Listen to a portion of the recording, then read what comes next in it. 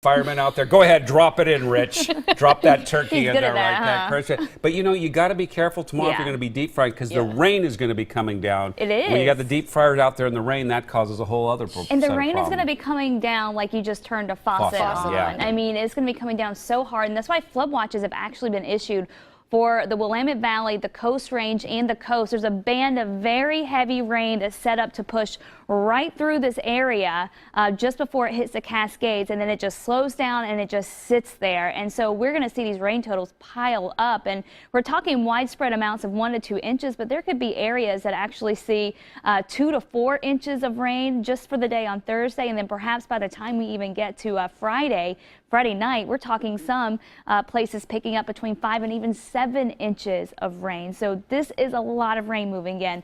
Flood watches again have been issued until 10 p.m. Friday. Take a look at some of the rain totals just as we head through tonight and tomorrow. So I want to show you when it moves in, and you'll see it pretty quickly. So when we wake up tomorrow morning, 7 a.m., we're talking maybe another 1/10 of an inch of rain, close to 1/4 of an inch in some spots. Meanwhile, the coast is starting to get that first wave of moisture, and so totals there going up over an inch to an inch and a half. Watch what happens after 7 a.m. These rain totals shoot up, and by the time we get to 4 o'clock, we're looking at rain totals anywhere from close to 2 inches, if not in some spots approaching 2.5 and even 3 inches. And this is by 4 p.m. Thursday.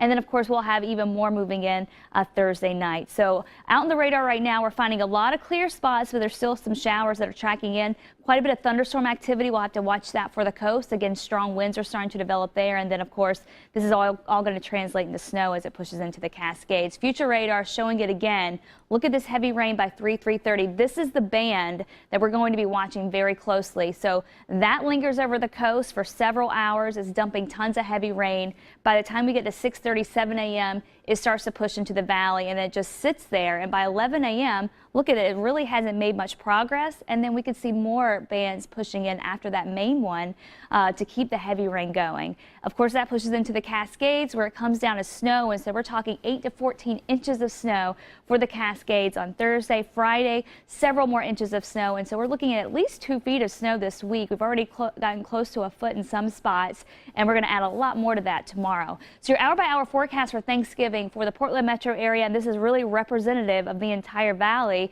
Temperatures stay basically in the upper 40s all day. Winds will be gusting at 35 miles an hour, and that range is coming down. There will be very few breaks from the rain as we go through the day. And then, of course, Mount Hood Meadows just trying to get that snow going, and it's great for ski resorts. Some areas trying to open up, and they're trying to do a limited opening this Friday, but it is going to make it tough for travel over the passes. So your rain and snow forecast after the noon. Look at this, 6 p.m. We're still seeing that very heavy rain come down the valley. 10 o'clock is starting to push more east, but we're still not done with it yet. Finally, Friday morning, we get a little bit of a break before more showers lift from the south, and then guess what happens? Central and eastern Oregon start to see better chances for snow as we head into Friday night and Saturday as the system finally gets some moisture east of the Cascades. Don't forget, high wind warnings in effect for the coastal areas, Central Oregon, tonight and Thanksgiving night for the coast. And here's a look at your forecast for Thursday. Highs near 50, wet and windy, and then as we go towards Friday, showers continue, but a little break for the first half of the day to do some of that shopping maybe. For the weekend, showers will be popping up from time to time, keeping us wet at times with highs staying in the 40s. So did you see those rain totals? Jeez. Yeah. We're talking several inches of it, and a lot of it could come in a very short amount of time, which is why you have to watch out for that flooding, watching the rivers closely by the coast, and of course urban flooding here in the valley. Yeah, so and just be careful, and if it's going to be stay dangerous to drive back, then maybe you just stay at where you're at. Stay an extra day if you can. Yeah. Thanks, Kristen. And still